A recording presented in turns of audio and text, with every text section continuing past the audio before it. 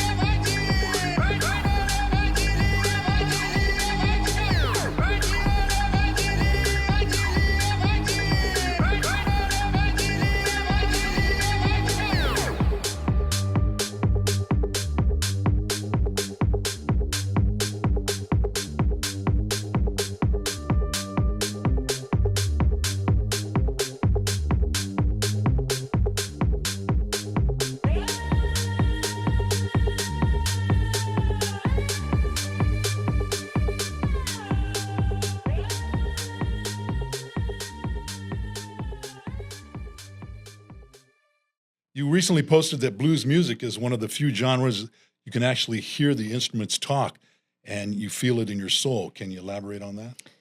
Yeah, I mean, if you listen to, you go back to like B.B. King or, definitely, and when you hear that guitar solo, you hear them talking about their heartbreak, and then you hear the counter, which is the guitar solo, you hear that guitar crying and actually speaking like what they're feeling, So I think that's kind of where I was going with that post, because you could actually just hear the music kind of speak to you. Well, I could hear you playing it on the keyboards too. Yeah. Definitely. You got it, man. Hey, thank you, man. Thank you. I'm still trying to learn a lot more. Well, we always keep learning, man. Yeah, definitely.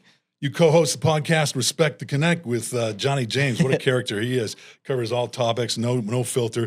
Is that on the fly, or do you have a script when you do that? We have kind of bullet points of stuff that we would like to touch on, and sometimes we do that, but we just kind of keep it natural, kind of wherever the conversation goes. And when we have a guest, we'll have a couple questions for them, but we try to just make it not so much like an interview, but it's just something fun. You're just bullshitting with the buddies. You know what I mean? You're just bullshitting on the couch, pretty much. Yeah, just like watching football. Hey, we're just bullshitting. Yeah, exactly. Awesome.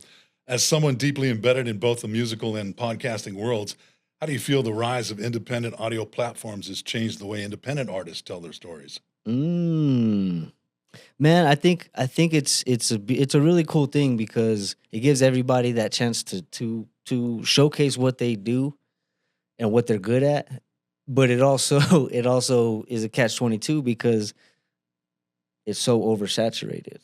So it's like how do I stand out from another producer that lives down the road? You know what I mean? So, but these platforms, it's awesome because it gives us that opportunity to maybe get that big shot that we all dreamed of as a kid. Be unique in something. Be unique. Yeah.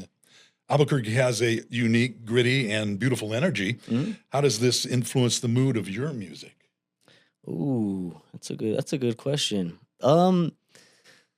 It's so I like to actually get out, and when I was younger, I was really like, oh, there's nothing to do. There's nothing to do here. This place, yada yada. But as you get older, like you embrace, and like now I appreciate the mountains. So I think that's why instead of being solely based on like rap, like producing rap or hip hop, I am able to branch out and appreciate the different landscapes and appreciate what we do have out here in New Mexico and Albuquerque, and just kind of open my mind a little bit, on that. So I'm not just it's so negative and dark and a bad area in this area. It's just we can grow a lot of inspiration from the landscape for sure. Clouds here are unbelievable, thunderstorms. Oh, the sunsets, man. Yeah, sunsets. Beautiful. Better than Hawaii. Man, I've never been to Hawaii. You have to go. I need to. And then you'll check it out. The sunsets here are comparable. They okay. Really are. Yeah. Wow. Really Okay. Now, you wear many hats when it comes to instrumentation. When a new song idea strikes, what instrument do you usually gravitate toward to first lay down the track foundation? So everything I do is on the computer. So, but mainly to get that going, I use the keyboard, a MIDI keyboard. A certain sound. So, you know what? Or just piano.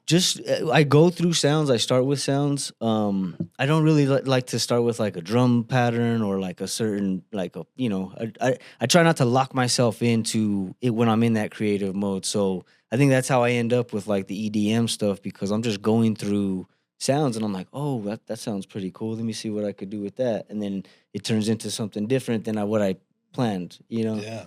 So broader than what you expected it to be. Yeah. All right, man. Your work often flirts with classic indie elements while maintaining a very current, crisp production style.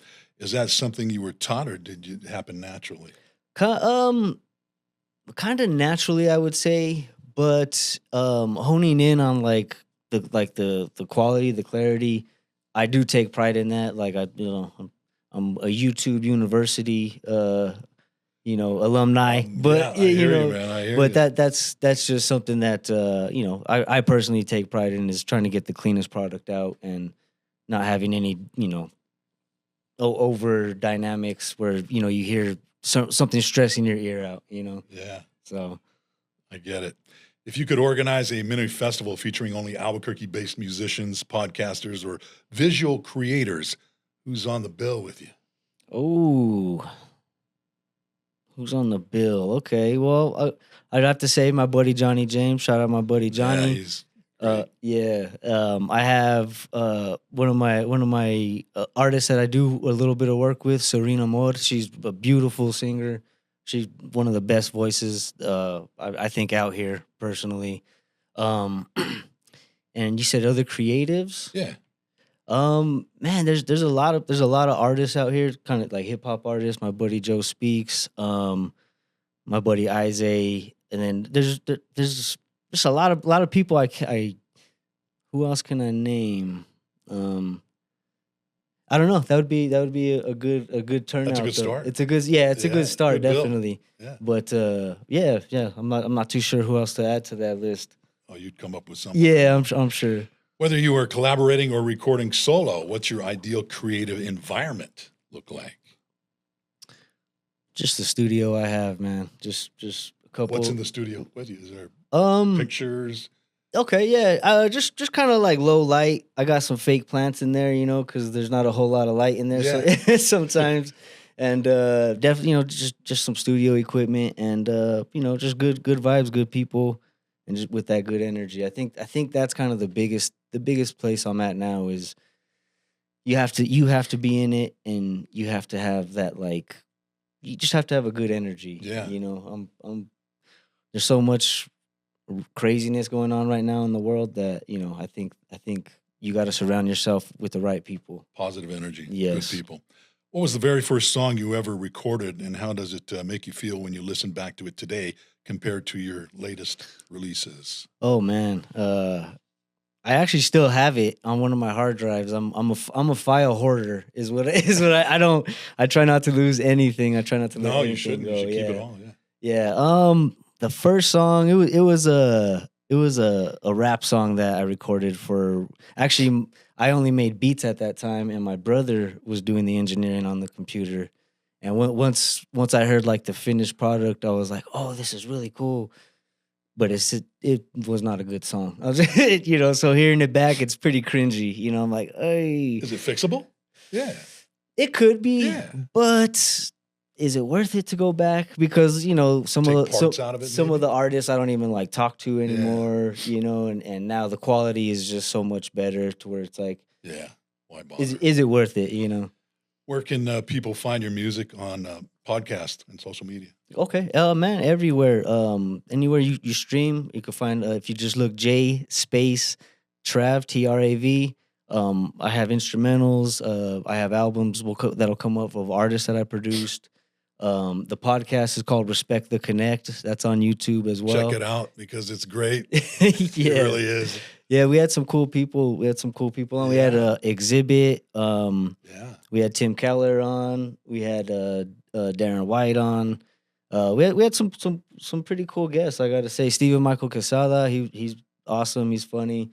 So it's really cool. It's been a really cool experience. I must say, because as a producer, we're kind of introverts. We're introverted, and we tend to, like, I would always be in the studio, and while the artists I recorded, they were out performing the songs at the clubs, I would just be home. But being on the podcast got me out of that like comfort zone. So it's been a cool experience. Being such an introvert. Yeah, yeah, definitely. Is there anybody on the podcast that stuck out the most that you remember? As far as like the guest? Yeah. I would have to say Exhibit, because he's so big out here. There was a lot of controversy that he was from here, but he never represents it, Got a lot to say. Yeah, but he's, wasn't really from here. He moved here, and, moved out to LA, and then his career took off, and people, kind of hold that against him for some reason, So, yeah. But yeah, I think that would be the guest that stuck out the most. I believe you. Is there anything you'd like to cover that I may have overlooked? Nothing really comes to mind. I mean, you had some good questions there already. Yeah. Drop your new album. Yeah. So Fuck the System is out. It's instrumentals, a couple samples. It's kind of an easy short listen, and yeah, check it out. It's on my playlist now, my workout playlist. Oh, hey, thank you. That's awesome. Yep, That is awesome. One final question for you, Jay. All right. New Mexico is frequently called the chili capital of the world. What do you favor, red or green chili? Ooh, okay. It depends what I'm eating. Okay, if it's breakfast, it's red. Okay. Anything else is green. That makes sense. I can't pick. Most people say Christmas, which is good too, but it just depends what the food is. It's the chili capital of the world. How can you pick? But I just like asking that question. Yeah, no, definitely. Okay, makes sense to me. Albuquerque-based indie musician, multi-instrumentalist, podcaster, and content creator, J Trav. Jay, thanks for stopping by. Hey, boss, thank you, man. Appreciate you guys having me. All right. Thanks, man. For Viva New Mexico Season 2, I'm Jamie B.